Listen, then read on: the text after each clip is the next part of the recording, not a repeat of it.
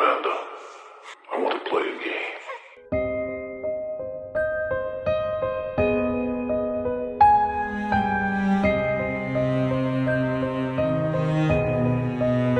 Hey Herfix, welcome back to my channel. My name is Amanda. As you can see from the title, today's review is going to be a little bit different than usual. As you guys know, I was on a trip last week and that's why I was unable to post my Wednesday and my Conjuring Last Rites review right away. And my plan was to do it this week with two separate videos, but at the end of the day, I thought why not do a combination of the two, since this is going to be a quick, short, straight to the point review. So I thought, why not try this? So on this video, you're going to be getting my review of part 2 of Wednesday season 2 that came out on Netflix on September 3rd, and my review of The Conjuring Last Rites that came out in theaters back on September 5th. Yes, this review is going to contain major spoilers, so if you haven't watched any of those yet, this video may not be for you. And this video is also going to be a little bit different than my usual reviews, but let's see how that goes. So without anything else to say, let's get straight into my reviews of Wednesday season 2 part 2 and The Conjuring Last Rites. And I'm going to start this video with Wednesday. Part 2 of the second season was released on Netflix on September 3rd. So right now you have all the 8 episodes available if you haven't watched them already. You got episodes 5, 6, 7, and 8. And we are just 2 weeks after the events of the 4th episode. That is when Wednesday gets pushed throughout the window of Willow Hills by Tyler. She has been in a coma for 2 weeks, but she wakes up after finding out that she has a new spirit guide that turns out to be the previous director of Nevermore Academy, Larissa Wims. And she's going to try to help Wednesday to bring her psychic abilities back. During this episode, Wednesday also learns, thanks to the music teacher, how you can control a Hyde. She tries to control Tyler with the help of Enid and some of her other friends, but she's unsuccessful because another Hyde appears that turns out to be Tyler's mom, that is the woman that Wednesday saves at Willow Hills. This is a theory that everyone made as soon as those first 4 episodes were out, so I wasn't surprised to see that this woman was in fact Tyler's mom. She is also a Hyde. That's why she was at Willow Hills, and she takes Tyler with her. On that same night, Puxley and Gomez are looking for Slurp. That is the zombie that Puxley brought to life. That was the body that was buried on the skull tree. But when they see him, now he looks more human because he has been eating some brains. But Gomez recognizes him because turns out that this man is in fact Isaac Knight. That is the boy with the mechanic heart. That is the story that we got told on the very first episode. And the legend was right as to where he was buried. And the biggest plot twist is that Isaac turns out to be Tyler's uncle. His accident that killed him was actually him trying to save his sister from her Hyde ability. He created a machine, and with electricity, he was going to try to take the ability out of her in order for her to live a normal life. But he was unsuccessful, the machine explodes, and that is what kills him. On the next episode, Enid and Wednesday, they switch bodies by accident, so we got a fun episode when we get to see Enid as Wednesday and Wednesday as Enid, and I thought it was a pretty cool thing to add to the story. But it's also during this episode that we learned that Wednesday's vision has changed. Now it's not Enid that is going to die, but an Adam.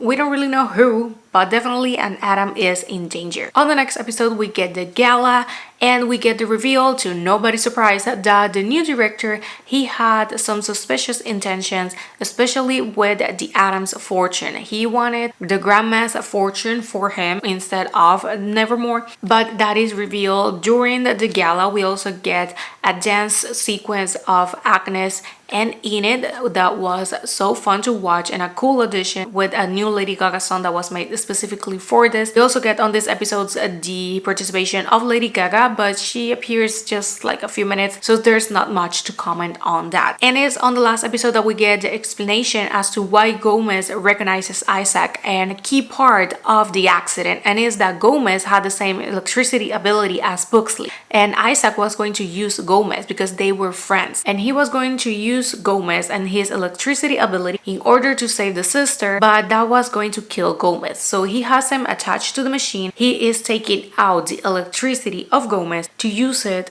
on his sister, but because Morticia finds out, she goes to save Gomez. And this is one of the biggest plot twists. You guys remember Thing, right? He used to be part of a body. Turns out that he is Isaac's right hand because Morticia cuts his hand And the only thing that survives of him is Thing, but Thing doesn't remember to who he belongs. And due to his loyalty to the Atom, although Isaac tries to control him back and even attach him to his arm, at the end of the day, Thing helps the Atoms and he returns to them. As for Tyler, the music teacher, because she knows how to deal with highs, tells to him that she knows of a place that he could live safely. So they leave together. I'm still suspicious of her. For me, there's something more sinister about this character. Another thing that we learned throughout these episodes is that Enid is actually an alpha. And because she is an alpha, if she transforms into a werewolf, there is a high chance that she will not be able to go back to her human form. But she turns into a werewolf to try to save Wednesday. And the last thing that we see of Enid is she running away because right now, because she is an alpha, other werewolves are going to try to hunt her down. And this season concludes with Wednesday, with Uncle Fester going north, trying to find Enid and a way to save her. But the biggest plot twist and the way that this episode ends is that the grandma lied about Ophelia. If you guys remember Ophelia, that is Morticia's lost sister, turns out that she's not truly lost. She has been all this time in the basement of the house and she is writing on the wall, Wednesday must die. That is how the season concludes. And now getting into the review, one of the main reasons why I decided to do this double feature is because I don't have much to add to this review since I already did my review on part 1 and a lot of things that I said on that review apply here. I still like the series. I still like it this season. For me, these last 4 episodes, I love them. They had me at the edge of my seat. I enjoyed them so much. Me, this series continues to be entertaining. Visually, I love it. For me, it's Burton 100%. The music, I love that Lady Gaga song. But another detail that I love it was that on the last episode, they used Dark Shadows soundtrack that is also composed by Danny Elfman. So I thought it was a cool addition. I love it, Agnes' character development. I was annoyed by her a little bit on the first part. Here, she gets her development and I love her so much. And I would love to see more of her and also with Enid and Wednesday. I think that the trio works good and they have a good chemistry as friends. So I would like to see more of her. As for Tyler, I feel that his storyline is coming to an end. Throughout this last 4 episodes, we can see some hints that they still care for each other. And yes, we were told that their romance wasn't going to be developed on this season and they never speak about it. The only thing that they say is that Wednesday tells to him, yes, I was attracted to you, but they don't go further than that. And at least for me, Tyler, he has not much else to tell. Yes, he is still a hide, he doesn't have a master, he is living to this place that he's supposed to be safe, but he still cares about Wednesday. But how you can justify him coming back, because you can tell that he's not going to be the main focus on the 3rd season that is confirmed. Since we have Ophelia at that last moment and we also have still the grandma, for me the grandma, there's something suspicious about her. I don't trust her. I feel that the series is going to take a darker turn and now we're going with Ophelia and this whole family drama.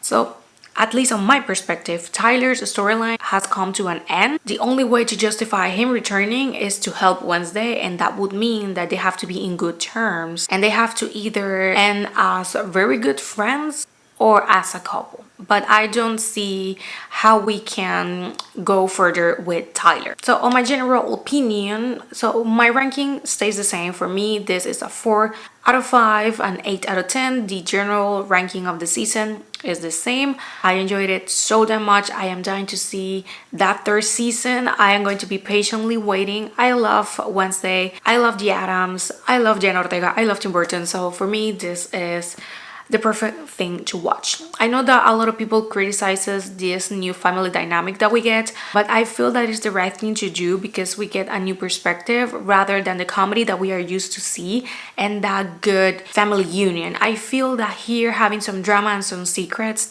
brings something new and something interesting to watch. We do appreciate, just like I said on my part 1 video, that we got more of the Addams. I feel that they all together work perfectly. The acting, I have no complaint. Love them so much. The costumes, love so much what they used during this season. Morticia's dress with the red details, I love it so much. So as you can tell, I am very pleased with Wednesday. So if you haven't watched it already, give it a chance. Maybe you're going to end up liking it as much as me, and if not, then I am sorry.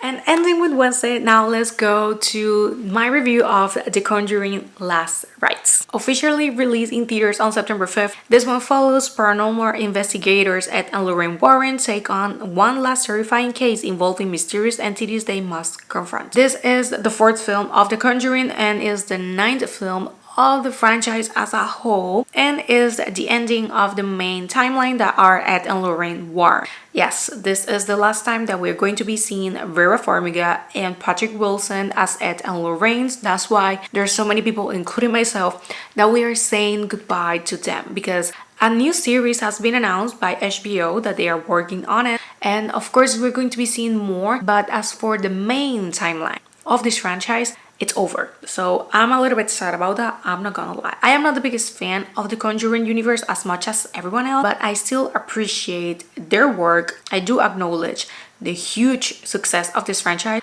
and I am sad because I really like it, Vera and Patrick. And to give a quick summary of this film, the film opens in 1964 with a younger Ed and Lorraine. She is pregnant of Judy. They are taking this case, and we have a haunted mirror, but on this mirror there is a demonic entity attached to it. And when Lorraine gets in front of it, she sees something. This makes her go into labor earlier than expected. So they run to the hospital, and Judy, she is a stillborn. We got this emotional moment of Lorraine asking to God to bring Judy back to life. As expected, Judy eventually starts crying and she is alive and well. Then we jump to 1986, that is the actual setting of the story, and we're going to have two plots.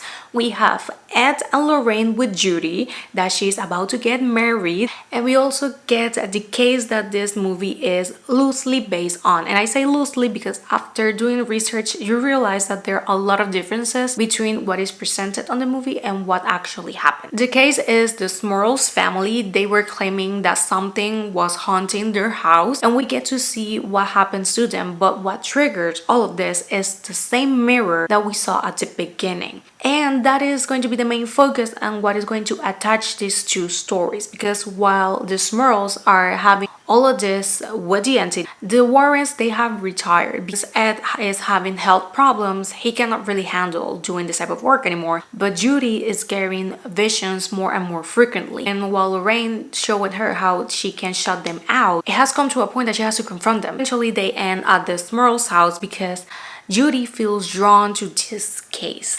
And the reason is the mirror. The entity, he kind of attached it to Judy because Lorraine was pregnant with her when they got that first confrontation. So now the entity wants Judy. He even writes Miss Me on the wall. We even get to see Annabelle again here for a brief moment, and we get that final confrontation and that family moment. As expected, after some troubles, they succeed. So the Smurls, they stay at the house for a couple years, and Ed and Lorraine, we get to see the wedding, and this is a moment that was so beautiful but so sad. We get to see the previous characters of The Conjuring 1, 2, and 3, and the director and creator James Wan between the crowd. We got to see the wedding, and while on it, Lorraine and Ed, they start talking about their future. We get to see some scenes about what their future is going to look like since they have officially retired of this type of things.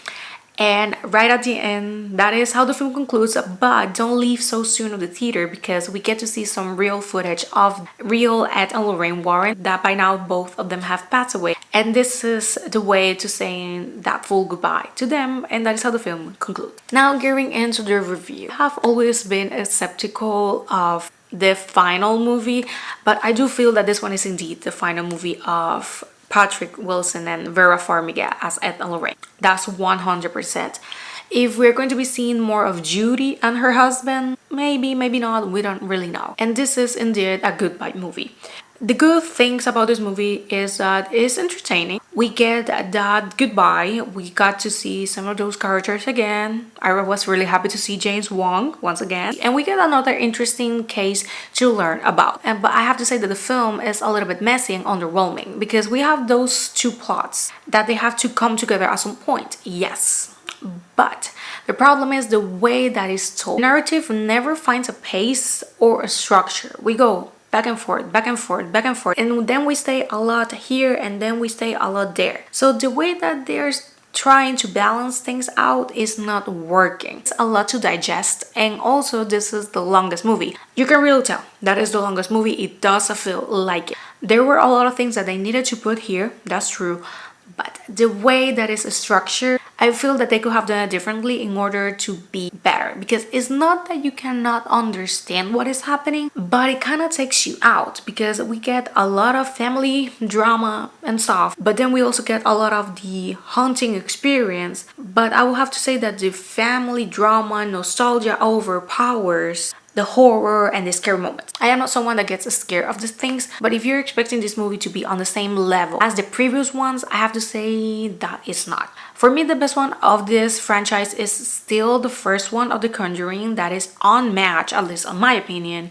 And while this one is better than the third one, for me, The Devil Made Me Do It is the worst of the fourth Conjuring movies. This one fails to bring that dark, scary atmosphere back. I feel that James Wan should have directed this movie, because his touch and his view makes a huge difference. So I would have preferred to have him as the director. When it comes to the cinematography and the sound, it's just what you can be expecting. But something that did bother me was that they use a lot of CGI instead of practical effects. And you can tell right away, and at least for me, this is a personal opinion that I have said over and over, when you use CGI in horror, and you can tell, you take away that scary, real feeling. Because for me, the more real it looks, the better, because it's scary. But here you have these entities, they look like almost cartoonish, like the way that their mouths and like the faces looks kind of cartoonish. And I would have appreciated for them to keep the CGI as little as possible, because I do feel that there were scenes that they could have used practical effects. But that has always been my personal opinion. You guys know that I don't do well with the overuse of CGI in horror, so I was a little bit disappointed with that. I think that you can tell that I didn't love this movie as much as many, but I didn't hate it either. For me, it was okay. I didn't have high expectations, to be honest, so I think that that is one of the main reasons why I don't feel that this film is the worst thing ever and I hated it and I had a bad time. No, I didn't. For me, it was okay. Got it. Nice watch, entertaining, but one and done. But I do have to say that I did feel sad. They were successful in making us sad and emotional about it. I didn't cry, but it did make me emotional. Scene of them those previous characters appearing in the crowd on the wedding, I was like, no way. And then seeing James Wan was like, no, oh my god, such a beautiful moment. At the end of the day, just like many people have said, this franchise is more than just horror. It's this couple and it's this family and it's love. And I feel that The Conjuring did a great job with that. I do feel that without Patrick and Vera, this wouldn't have been the same. For me, they are the heart and soul of this franchise, and it's not going to be the same without them anymore.